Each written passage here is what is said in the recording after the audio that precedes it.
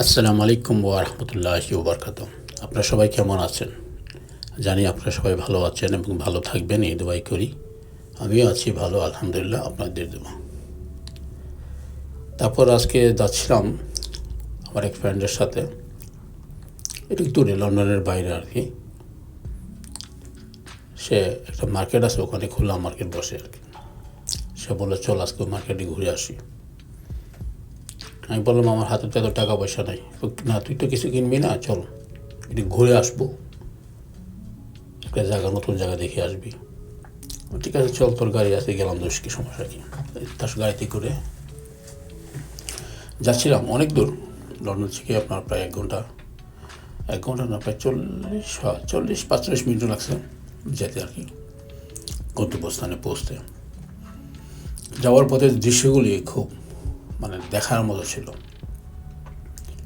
কারণ আমি ভিডিও না করে পারলাম না। আর এমনি তো আমি সবসময় করি শখে শখে, কিন্তু এই জায়গাটা এত সুন্দর ছিল, জার্নিটা কী বলবো, যতটুক যেদিকে তাকাচ্ছি আর কি, আমার কাছে খুবই ভালো লাগছিল আর কি।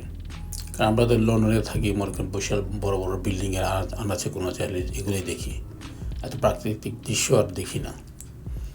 এত সুন্দর দেখেন দুনো পাশে এত সুন্দর সুন্দর গাছ, কি ভালো না লাগতেছে। সত্যি আমি খুব মুগ্ধ হয়ে গেলাম। সেই দিনটাও ছিল বেশ ভালো, যার কারণে আরও ভালো লাগছে দিনটা। আর ভিডিওটা করলাম, আমার কাছে ভালোই লাগলো।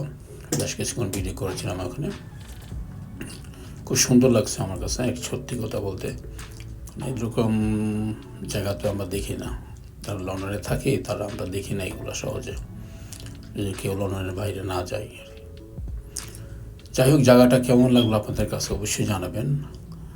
আমার কাছে খুবই খুবই ভালো লাগছে, কি বলবো, আমি বাসায় প্রকাশ করতে পারতেছি না। এমন জায়গা, এ সমস্ত জায়গার মধ্যে মানুষ থাকে কম, দূর দূরান্ত একটা বাড়িঘর থাকে, কিন্তু বেশ সুন্দর একটি জায়গা দেখার মতো। যতক্ষণ গেলাম ততক্ষণ আমি দূর পাশে তাকিয়ে তাকিয়ে দেখলাম, খুবই ভালো লাগলো আমার কাছে। তাই কিছুক্ষণ ভিডিও করলাম, আপনাদেরকে শেয়ার করলাম। ভালো থাকবেন, সুস্থ থাকবেন, আবারও নিয়ে আসবো আরও একটি পর্ব।